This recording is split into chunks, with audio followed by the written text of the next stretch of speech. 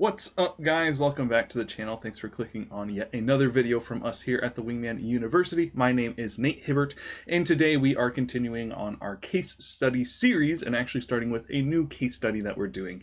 So this is the second one in the series. So if you missed the first one, there'll be a link in the description and probably here in the cards so you can go back and watch that first case study. It's 4 videos talking about the very first Shopify store that we put up. But today we're going to talk about the very first client that we had for Shopify. And what that looked like. And in this very first video, it's going to be a 4-part series again. We're going to talk about just the story of kind of what happened. So to jump right into things, it was actually a friend of mine who works for a theater company up in Michigan who knew that they were going to need some shirts printed fairly soon. And so she contacted me because she was in charge of getting the shirts printed this year. And she was like, hey, I don't want to go through the headache of guessing how many sizes we need. And we're going to have people coming in, at certain different times for different productions and all the stuff that they had going on. So they wanted to have a catalog or a stock of shirts that they could sell, but they didn't necessarily want to invest a ton of money to have, a deep storage or large quantity of all the different sizes you could possibly have. So she knew I was kind of in the merch world and had heard about print on demand because I'd talked to her about it before. And she was like, that sounds like a great option. And it sounds like it's a good time for us to try something like that out as they weren't under too much pressure. And so that's how this client came to be, basically the power of having a good network who knows what you do.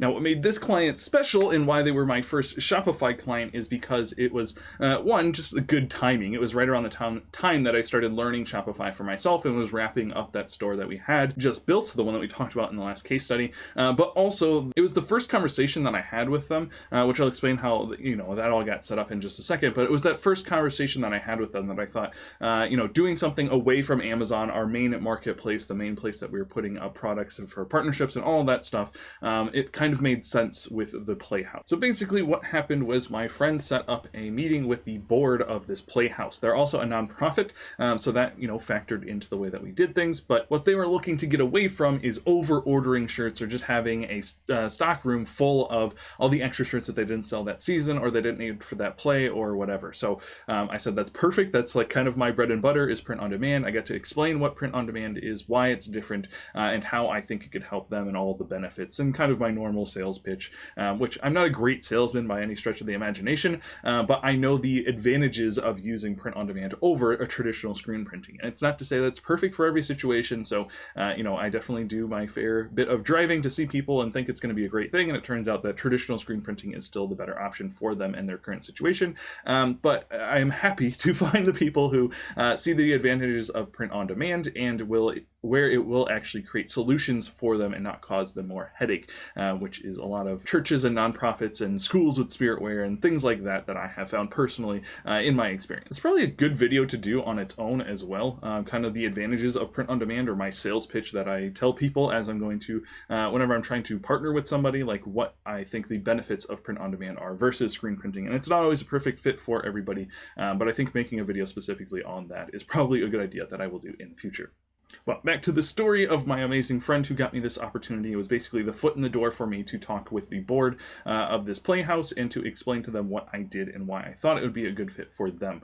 I was lucky enough to actually be going up to Michigan where this Playhouse is at around July 4th to see some family and friends and things like that. And so I was able to do this all in person, which is also very good for me as I feel like I have more success just talking with people in person and getting on the same page than I do over a Zoom call or an email or anything like that. So I was happy about all that. But again, that just goes to show that I'm not the greatest salesman in the world. And so you can still do this. I'm not saying that to beat myself up. I'm saying that as encouragement to you guys that it's possible. The print on demand is just such a good solution for some businesses that you don't have to be a great salesman. And even the way that I started originally talking about print on demand to the board of this Playhouse was to do it on Amazon. That was kind of my bread and butter, what I've been doing for the last 3 or 4 years, which is helping people bring their products to Amazon, whether that's for their personal company and their sales, or if they want to go to all the organic traffic that Amazon has.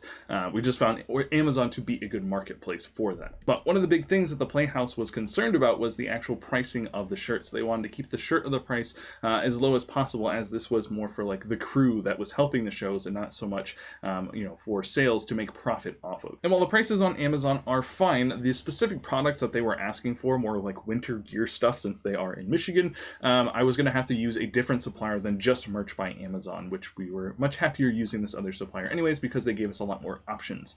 But with all those more options also came we have to do it through Salesforce, which means that there's a lot more fees associated with doing something like that, which usually means our price is a little bit more of a premium doing things that way, which is fine because, customers are paying for great products and we're still having success doing that. But to try and keep the price as low as possible, it sparked into my head that I could do this through Shopify and kind of avoid those Amazon fees.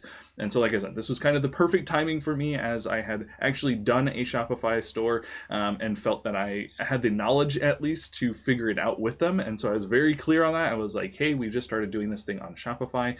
We think that would be a better answer for you. You would get your own website basically that you could send people to, and you'd be able to see all the products that you want to offer there instead of on Amazon. And now that I'm thinking back about it, I don't think that they cared necessarily what marketplace it was on. Again, they weren't worried about Amazon's organic traffic or doing anything like that.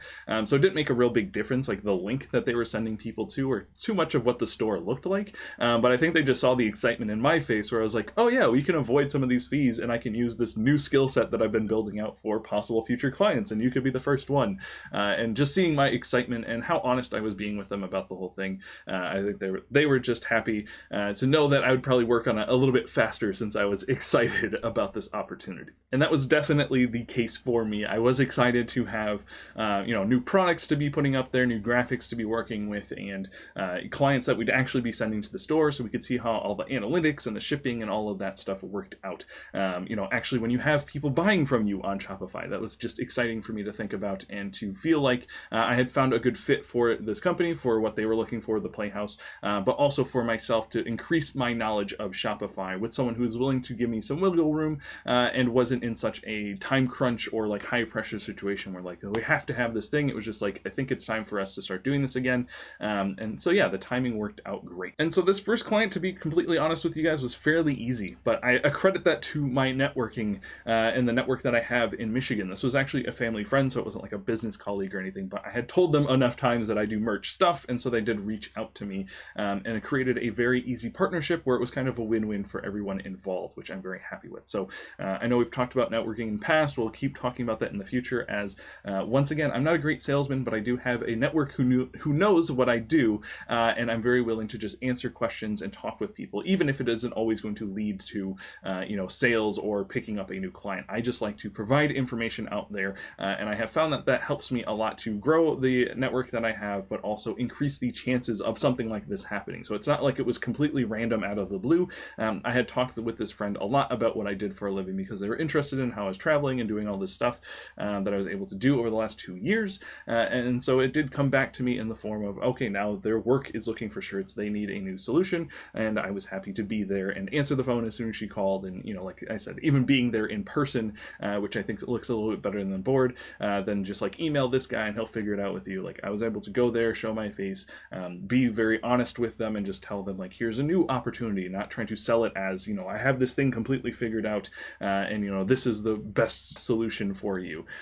So I think all of those things added up. But just to talk about the power of a network once again on this video, that's why this first job was fairly easy for me. So that's the basic story of this second case study that we're going to be going over. In the next 3 videos, I will keep talking about the same story, so you guys know where we're at. But we're going to be talking about some things that I learned in Shopify. That will probably be the next video that I do, actual lessons that I've learned in Shopify from working with this client, and also some things that I just learned about partnerships as well from this client. And then the last video is going to be on kind of the deal structuring and how that all worked, like exactly what they paid, what they expected, and some of the things that I said to allow myself the freedom. I kept saying I was being honest, and that basically was saying that I'm testing this out on them. So if things go awry, like, is that going to be a problem? If shipments take a little bit longer, is that going to be a problem? And they were very flexible with that. But I think because they were just telling me, like, you know, they want to keep the price down as low as possible. They didn't have a huge budget, and so I was willing to work with them on the budget side of things, as long as they were willing to work with me